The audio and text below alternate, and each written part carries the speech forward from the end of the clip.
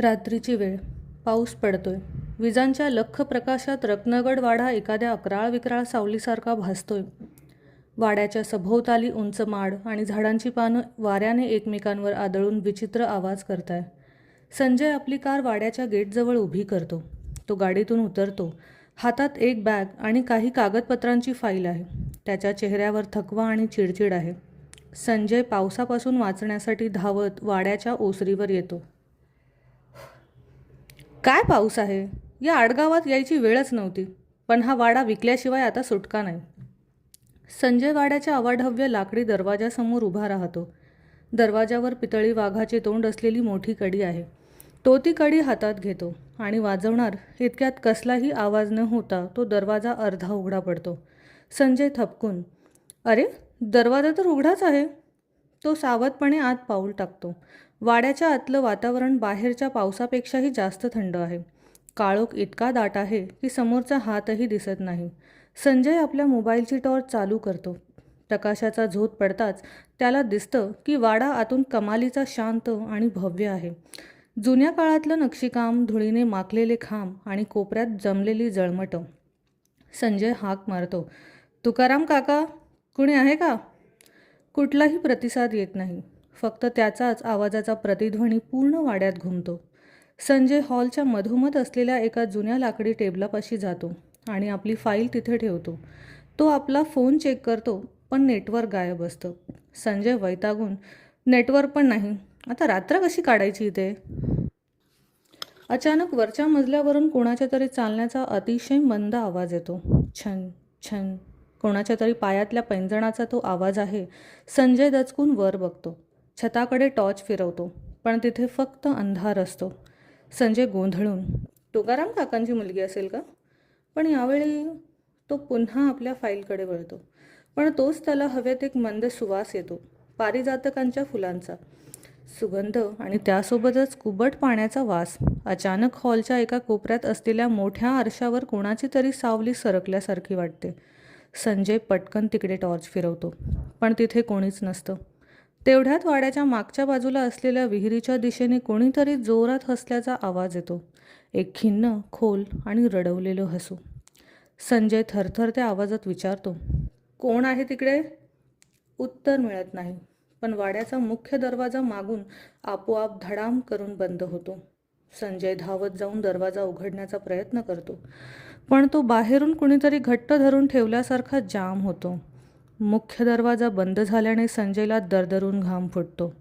तो दरवाजावर धडका मारतो, पण दरवाजा उघडत नाही. त्याला जाणीव होते की तो अडकला आहे.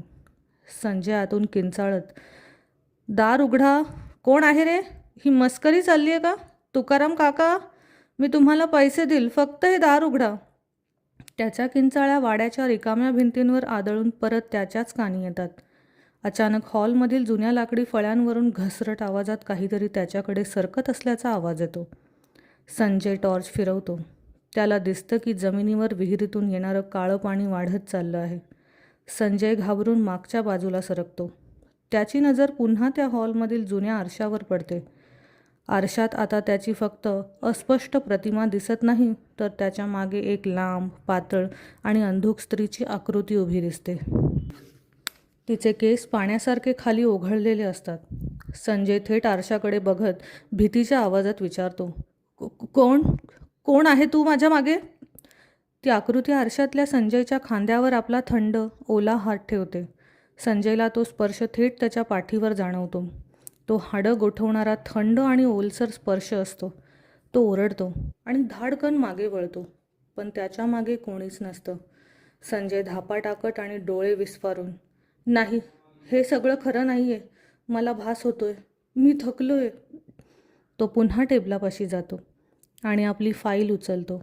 त्याच्या मनात ती फाईल फाडून टाकण्याचा विचार येतो, पण तेवढ्यात त्याला टेबलवर पडलेला एक जुना आणि पिवळा पडलेला फोटो दिसतो. फोटोच्या मागे अस्पष्ट अक्षरात मंजुळा नाव लिहिलेलं असतं. तो फोटो उचलतो, पण तो हातात घेताच तो फोटो गरम होऊन त्याच्या हाताला चटका बसतो. संजयच्या हातावर एक लालसर ठसा उमटतो, जणू कोणीतरी गरम काठीने त्याला भाजले. संजय वेदनेने ओरडतो, आह, हे काय आहे? तेवढ्यात वाड्याच्या प्रत्येक कोपऱ्यातून, प्रत्येक भिंतीतून, प्रत्येक लाकडी खांबातून कुजबुजण्याचा आवाज येतो. जणू शेकडो स्त्रिया रडून बोलत आहे. त्या आवाजात एकच शब्द स्पष्ट ऐकू येतो, वाडा माझा. संजय धावत हॉलमधील एका खोलीत दरवाजाकडे जातो. ती खोली त्याच्या आजोबांची होती. त्याला आठवतं. तो आत शिरतो आणि आतून कडी लावण्याचा प्रयत्न करतो. खोलीत गेल्यावर त्याला थोडं सुरक्षित वाटतं, पण हा त्याचा भ्रम असतो. खोलीत एक विचित्र जुन्या कागदांचा आणि धुळीचा दर्प भरलेला असतो. संजय स्वतःला सावरत म्हणतो, इथे कोणीच नाही संजय, शांत हो, हे सगळे तुझ्या मनाचे खेळ आहेत. संजय खोलीत असलेल्या एका जुन्या लाकडी कपाटाकडे बघतो. अचानक कपाटाच्या आरशास तडा जातो आणि खोलीतील मेणबत्त्या, ज्या तिथे आधी नव्हत्याच, त्या आपोआप पेटू लागतात. खोलीच्या भिंतीवर रक्तासारखा लाल रंगाने काहीतरी उमटू लागतं. संजयला जाणवतं की तो ज्या जमिनीवर उभा आहे ती जमीन एखाद्या दलदलीसारखी मऊ झालेली आहे. संजय ओरडतो, नाही, सोडा मला. त्याला मागून कोणीतरी मिठी मारल्याचा भास होतो. गार, हाडं गोठवणारा स्पर्श आणि त्याच्या कानापाशी कोणीतरी रडत कुजबुजतं, बाहेर नको जाऊस, ती तुला मारेल. अचानक संजयचे डोळे पांढरे होतात आणि भीतीमुळे त्याचा श्वास अडकतो. तो जमिनीवर धाडकन कोसळतो आणि डोळ्यापुढे अंधारी येते. दुसऱ्या दिवशी सकाळी पक्ष्यांचा किलबिलाट आणि खिडकीतून येणाऱ्या उन्हाच्या कवडशामुळे संजयचे डोळे उघडतात. तो त्याच खोलीत जमिनीवर पडलेला असतो. रात्रीचा तो थरार जणू स्वप्न असावा असं वाटतं, पण त्याच्या हाताचा कालच्या त्या गरम फोटोचा भाजलेला वळ अजूनही ताजाच असतो. तितक्यात एक आवाज येतो, संजय साहेब, साहेब उठा, तुम्ही इथे काय करताय? संजय दचकून उठतो. समोर तुकाराम काका उभे असतात. त्यांच्या हातात पाण्याची बादली असते. वाडा आता दिवसा पूर्णपणे वेगळा, शांत आणि साधा दिसत असतो. संजय घाबरलेल्या अवस्थेत विचारतो, तुकाराम काका, कुठे होता तुम्ही काल रात्री? या वाड्यात काहीतरी आहे, कोणीतरी बाई आहे, ती मला मारण्याचा प्रयत्न करीत होती. दरवाजा आपोआप बंद झाला, आरशात कुणाची तरी सावली होती. तुकाराम काका शांतपणे हसत म्हणाले, काय बोलताय साहेब, रात्री खूप पाऊस होता, तुम्ही शहरातून आला, थकले असाल, म्हणून तुम्हाला भीती वाटली असेल. या वाड्यात तुमच्या आजोबांच्या आठवणीशिवाय दुसरं काहीच नाही. संजय म्हणतो, नाही काका, मी खोटं बोलत नाहीये, हे बघा माझ्या हातावरचा वळ. आणि त्या विहिरीतून हसण्याचे आवाज येत होते. तुकाराम काका म्हणतात, साहेब, विहीर तर 30 वर्षांपूर्वीच बुजवली आहे. तिथे आता फक्त गवत आहे आणि या वाड्यात भूतभीत काही नाही. तुम्ही उगा मनात शंका घेऊ नका. चला, चहा घेता का? तुकाराम काका निघून जातात, पण संजयची नजर जमिनीकडे जाते. तिथे धुळीमध्ये अजूनही काल रात्रीच्या ओल्या पावलांचे ठसे उमटलेले असतात, जे तुकाराम काकांना दिसत नाही किंवा ते बघायचं टाळतात. संजय या सगळ्याकडे दुर्लक्ष करून स्वतःला सावरतो आणि फ्रेश होतो आणि शहरातून आलेल्या डीलरला वाड्यात बोलवतो. दिवसा वाडा शांत असल्यामुळे डीलर लगेच सौदा पक्का करतो. संजय कागदपत्रांवर स्वाक्षरी करतो आणि घराची चावी डीलरच्या हातात देतो. डीलर, अभिनंदन संजयजी, खूप मोक्याची जागा आहे ही. उद्यापासून आम्ही पाडकाम सुरू करू. संजयला आतून थोडं दडपण येतं, पण तो दुर्लक्ष करतो. रात्र व्हायच्या आत निघण्याच्या तयारीने तो आपली बॅग भरू लागतो. जसजशी संध्याकाळ होते तसतसे वाड्यातील दिवे आपोआप लुकलुकू लागतात. हवेत तोच पारिजातकाचा आणि कुबट पाण्याचा वास पुन्हा दरवळू लागतो. संजय स्वतःशीच बोलतो, बस, आता फक्त 5 मिनिटं आणि मी इथून कायमचा निघून जाईन. तो दाराकडे वळतो, पण अचानक त्याला हवेत कोणीतरी उडवून फेकून दिलं असा धक्का बसतो. तो थेट जमिनीवर आदळतो. मंजुळाची आत्मा आता अधिक हिंसक रूपात समोर येते. तिचे पांढरे डोळे आणि हवेत तरंगणारे विस्कटलेले केस पाहून संजयची बोबडी वळते. मंजुळाची आत्मा भयानक आवाजात ओरडते, हा वाडा माझा आहे. जो कोणी हा वाडा विकण्याचा प्रयत्न करेल तो जिवंत बाहेर जाणार नाही. मंजुळा हवेतून संजयच्या दिशेने झेप घेते. तिची नखं संजयच्या हातावर आणि छातीवर ओरखडे ओढतात. संजय रक्ताळतो आणि वेदनेने विव्हळतो. ती त्याला गळा दाबून भिंतीला टांगते. संजयचा श्वास कोंडू लागतो. संजय डोळे मिटतो. त्याला वाटतं की आता सगळं संपलं, पण अचानक खोलीत एक प्रखर पांढरा प्रकाश पसरतो. मंजुळाची पकड ढिली होते आणि ती ओरडत मागे सरकते. संजय खाली पडतो आणि पाहतो की त्याच्या समोर एक आकृती उभी आहे, जे त्याचे आजोबा. आजोबांची आत्मा मंजुळाला धमकावत म्हणते, मंजुळा थांब, हा माझा नातू आहे. तू खूप वर्ष सूट घेतलास, पण आता बास झालं. आजोबांचा आत्मा संजय आणि मंजुळाच्या मध्ये उभा राहतो. त्यांच्या हातात एक जुनी माळ होती जी चमकत होती. मंजुळा घाबरून भिंतीवर चढून बसते. आजोबा संजयला वळून बघतात. संजय, बाळ, पळ इथून. हा वाडा शापित आहे. हा सौदा रद्द कर आणि ही जागा कायमची सोडून दे. मी तिला थांबून धरतो. संजयला समजत नाही की त्याला कुठल्या गोष्टीची शिक्षा भेटते. तो गोंधळतो आणि घाबरून तेथून पळ काढण्याचा प्रयत्न करतो. पण घराच्या उंबराला त्याचा पाय लागून तो खाली पडतो. तितक्यात तुकाराम काका येतात आणि झालेली सर्व दृश्ये पाहून घाबरून ते संजयला हात धरून उठवतात आणि वाड्याबाहेर आणतात. संजयला अजूनही समजत नसतं की काय झाले. त्याचे हातपाय थरथरत असतात. तो तुकाराम काकांना विचारतो.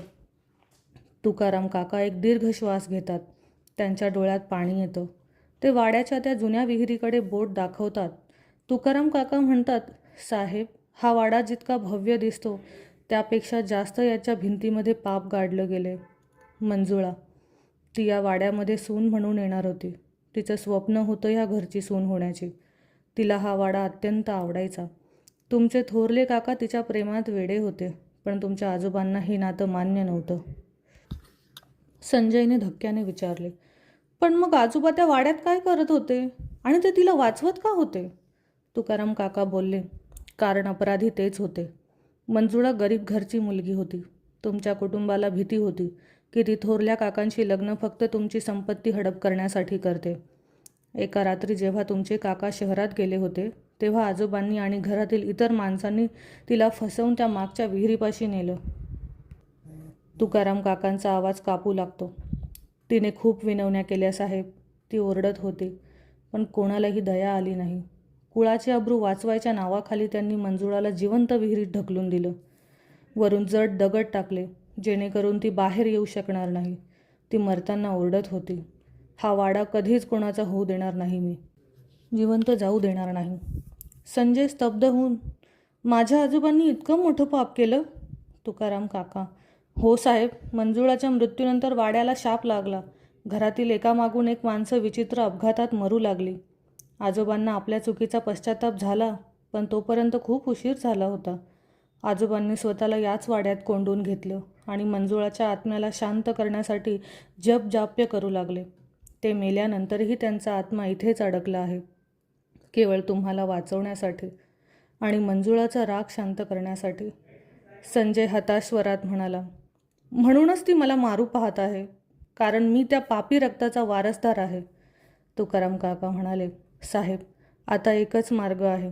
हा वाडा कोणाला विकू नका. जर इथे पाडकाम झालं तर मंजुळाचा आत्मा मुक्त होईल आणि ती संपूर्ण गावाला उद्ध्वस्त करेल. तिला शांत करण्यासाठी तिची अस्थी विसर्जित करावी लागेल, जी अजूनही त्या बुजलेल्या विहिरीत अडकलेली आहे. हे ऐकताच संजय मनाशी निश्चय करतो की जे पाप त्याच्या आजोबांनी केले ते तो ठीक करेल. संजय मागील पडवीतून एक कुदळ आणि फावडं हातात घेऊन विहिरीपाशी येतो. सोबत गाडीत असलेली पेट्रोलची कॅन घेतो आणि धावत त्या विहिरीपाशी जातो. तुकाराम काका लांब उभे राहून थरथरत हे सर्व बघत असतात. संजय विहिरीवरची दगडं, माती बाजूला सारत म्हणतो, मला हे करावंच लागेल मंजुळा, तुला शांत व्हावंच लागेल. संजय विहीर खोदत असताना जमिनीतून थंड वाफा येऊ लागतात. हवेत मंजुळाच्या भयानक चित्काराचा आवाज घुमतो. अचानक अदृश्य हातांनी संजय हवेत उडून लांब फेकला जातो. मंजुळाचा आत्मा आता रौद्र रूपात समोर येतो. मंजुळाचा आत्मा संजयला गळा दाबत म्हणतो, माझ्या अस्थींना हात लावू नकोस. या वाड्याला मी स्मशान केल्याशिवाय राहणार नाही. मंजुळा संजयच्या मानेभोवती आपले लांब केस वेढते आणि त्याचा गळा आवळू लागते. संजयला श्वास घेणं कठीण होतं. तो हतबल होऊन जमिनीवर पडलेल्या पेट्रोलच्या कॅनकडे हात पसरतो, पण मंजुळा त्याला लांब ढकलते. संजय अडकलेल्या आवाजात आजोबांना मदतीसाठी हाक मारतो, आजोबा, मदत करा. क्षणार्धात विहिरीच्या काठावर आजोबांचा पांढरा तेजस्वी आत्मा प्रकट होतो. ते मंजुळाच्या हातांना घट्ट पकडतात. आजोबांच्या हातातील ती पवित्र जपमाळ मंजुळाच्या अंगाला टेकताच तिला वेदना होतात आणि ती संजयला सोडून देते. आजोबा संजयला, "पळ संजय, लवकर कर. मी तिला जास्त वेळ रोखू शकत नाही. तिची हाडं जाळून टाक, तरच हा शाप संपेल." मंजुळा आजोबाच्या आत्म्याशी झुंज देते. 2 शक्ती एकमेकांवर आदळतात. तोवर संजय ताकदीनिशी उठतो. कुदळ मारून विहिरीच्या खालचा थर फोडतो. त्याला तिथे मातीमध्ये दबलेला एक जुना सांगाडा दिसतो, ज्याच्या गळ्यात अजूनही एक काळवंडलेलं मंजुळा नावाचं लॉकेट अडकलेलं असतं. संजय मंजुळाकडे बघत म्हणतो, "माफ कर मंजुळा, पण हे तुझ्याच सुटकेसाठी आहे." संजय पेट्रोलची पूर्ण कॅन त्या हाडांच्या सांगाड्यावर ओततो आणि थरथरत्या हाताने लायटर पेटवतो. मंजुळा आजोबांना झटकून संजयच्या दिशेने झेपावते, पण संजय त्याच क्षणी पेटतं लायटर विहिरीत फेकतो आणि अचानक मोठा भडका उडतो. एकाएकी विहिरीतून आगीच्या ज्वाळा आकाशापर्यंत पोहोचतात. मंजुळाचा आत्मा त्या आगीच्या ज्वाळांमध्ये खेचला जातो. तिची भयानक किंकाळी संपूर्ण परिसरात घुमते. पण यावेळी त्या आवाजात वेदना नाही, तर एक प्रकारची शांती असते. आग हळूहळू शांत होते. मंजुळाचा आत्मा नाहीसा होतो. आजोबांचा आत्मा संजयकडे बघून मंद हसतो, जणू त्यांनी आपल्या पापाचे ओझे उतरवले. ते हळूहळू हवेत विरून जातात. सकाळचा कोवळा प्रकाश वाड्यावर पडतो. तुकाराम काका संजयच्या खांद्यावर हात ठेवत म्हणतात, "साहेब, आज रत्नगड खऱ्या अर्थाने मुक्त झाला." संजय वाड्याच्या मुख्य दरवाजाकडे जातो. टेबलावरील डील केलेली वाड्याची कागदपत्रे फाडतो आणि वाड्याला कुलूप लावतो. संजय मनाशी ठरवतो की आता ही जागा तो कधीही विकणार नाही, तर इथे एक आश्रम किंवा शाळा बांधेल, आणि तेही मंजुळाच्या नावाने. संजय आपली कार सुरू करतो. जाताना तो एकदा मागे वळून बघतो. वाड्याच्या बाल्कनीमध्ये त्याला आजोबा आणि मंजुळा दोघेही शांतपणे राहून त्याला निरोप देताना दिसतात. मित्रांनो, अशाच रंजक आणि थरारक हॉरर स्टोरीज ऐकण्यासाठी प्राईम हॉररला नक्की सबस्क्राईब करा आणि व्हिडिओला लाईक करा.